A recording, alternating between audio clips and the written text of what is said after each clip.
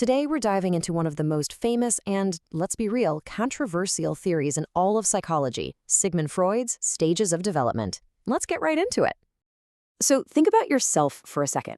Are you, super organized? Maybe a little bit of a neat freak? Do you bite your nails when you're nervous? Or maybe you tend to overeat when you're feeling stressed? We all have these little quirks, right? But what if they're not just random habits? Well, that's the wild idea that came from the father of psychoanalysis himself, Sigmund Freud. He basically argued that the very core of your personality, who you are today, was pretty much set in stone by the time you were 5 years old. It sounds crazy, I know. So let's unpack how he even got there. Okay, before we can jump into the actual stages, you first have to understand Freud's map of the human mind. He didn't see our personality as just one thing. Nope.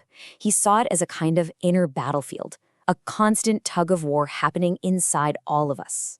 And on this battlefield, there are three main players. You've got the impulsive id, the moralistic superego, and then the ego, which is constantly trying to be the referee between the other two.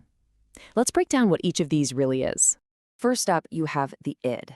This is the most basic, primal part of you. It's there from the second you're born. It's pure instinct. It wants what it wants, and it wants it right now. Seriously, just picture a screaming baby who's hungry.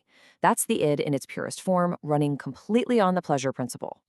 Then, on the complete opposite end, you've got the superego.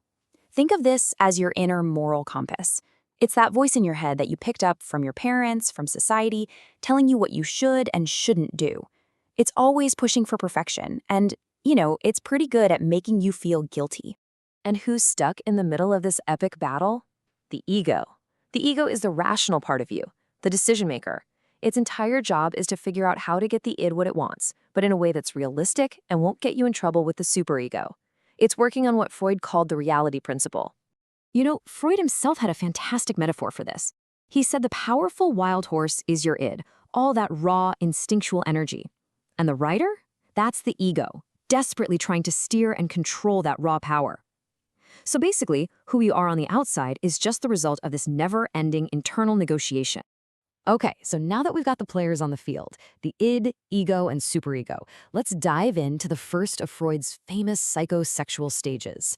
And it all starts right at birth. This is the oral stage, and it lasts from birth to about 18 months old. At this point in life, an infant's main source of pleasure, what Freud called an erogenous zone, is the mouth. Sucking, feeding, tasting, the entire world revolves around the mouth. And the central conflict here is eventually being weaned off of the breast or bottle. Now, this is where it gets super interesting. Freud had this idea he called fixation. He believed that if a baby's needs during this stage weren't met correctly, they were either ignored or they were overindulged, a person could get stuck. That psychic energy gets trapped, and it can pop up in their personality for the rest of their life. So what does an oral fixation look like in an adult? Well, just think of activities that center around the mouth. According to this theory, it could lead to things like smoking, chewing gum all the time, nail biting, overeating, or even being super talkative or sarcastic. All right, so after the focus on the mouth, where do we go next? Well, we move on to a brand new challenge, and this one is all about the battle for control. From about 18 months to 3 years old, a child enters the anal stage. So the focus of pleasure shifts from the mouth to, the anus. And the major conflict of this stage? You guessed it, toilet training. For a lot of kids, this is their first real brush with society's rules and the idea that they have to control their impulses. And getting fixated here can lead to two totally different personality types. So if parents are really strict and demanding about toilet training, the child might become anal retentive. We're talking obsessively clean, orderly, and maybe a little stubborn. But on the flip side, if the parents are way too lenient, the child might develop an anal expulsive personality, messy, wasteful, and disorganized. And now, we've arrived at what is easily Freud's most well-known and, let's be honest, most controversial stage. This is where children supposedly start to figure out gender and some very complex family dynamics. Welcome to the Phallic Stage, which happens between ages 3 and 6. The pleasure zone shifts again, this time to the genitals. Freud argued that this is when kids first become aware of the physical differences between boys and girls. And this discovery leads directly to the theory's most famous or infamous conflict, the Oedipus or Electra complex. So here's how it goes. According to Freud, a young boy develops these unconscious romantic feelings for his mother. Because of this, he starts to see his own father as a rival for his mom's affection. This rivalry creates this deep-seated fear of punishment from the father, which Freud called castration anxiety. For girls, he came up with a similar idea, the Electra complex, where a girl desires her father, experiences something he called penis envy, and sees her mother as the rival. So, how does a kid get through this incredibly intense inner drama? Well, the theory says the child eventually resolves the conflict by starting to identify with their same-sex parent. They copy their mannerisms, they adopt their values, and Freud believed that this exact process is what helps build and solidify the superego, that internal moral compass we talked about. All right, so we've covered the big foundational stages. But now, over 100 years later, where does this theory actually stand? Was Freud a genius who cracked the code of the human mind, or was this whole thing just junk science? Just to give you the full picture, here's the whole timeline. After that really intense phallic stage, kids go into a calm period called the latent stage, where all that energy's kind of dormant. They're focused on school, friends, that sort of thing.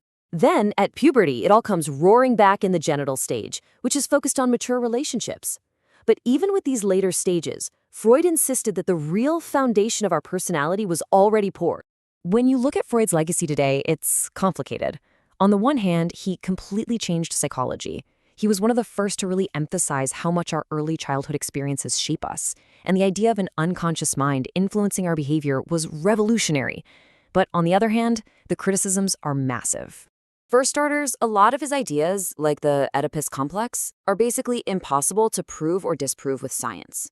You can't really run an experiment on it. A lot of critics say he put way too much emphasis on sex as the driving force behind literally everything. And this is a big one. He built these theories about childhood by talking to his adult patients, not by actually studying children. Plus, his ideas have been slammed for being gender biased, especially the whole penis envy concept. So even though most psychologists today have moved way past many of Freud's specific claims, his work leaves us with this really fascinating, kind of unsettling question to chew on. Whether it's your neatness or your nail biting, how much of the person you are right now was actually decided in the first few years of your life, in a time you can't even consciously remember? It's definitely something to think about.